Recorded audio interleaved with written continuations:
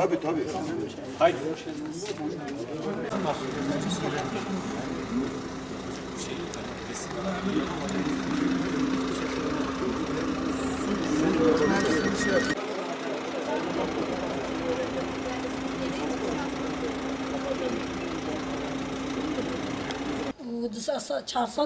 Şimdi hangi mahalledeydi? Bana kaniyete peşi iltice mahalle. Karşı maktabi. Şu okulun karşısında. Peki Senin aidatları falan hepsini başkan halledecek. şimdi yatırmış gelmiş teslim almaya.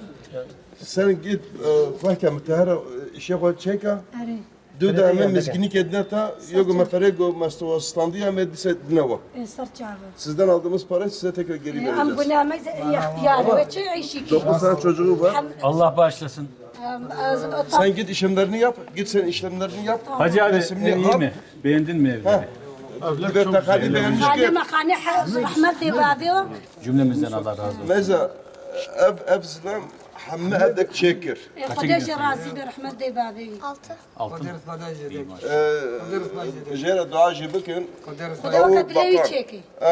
Allah diyor gönlüne göre versin. Dedim ki çok ye paylaşın.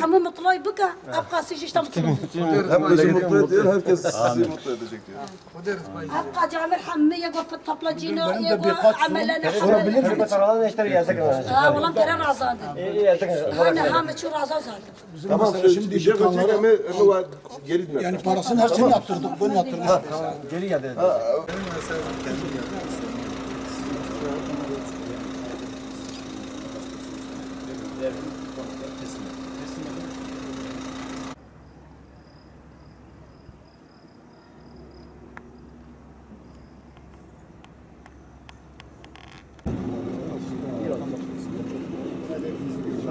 Sağ ol, teşekkür ederim.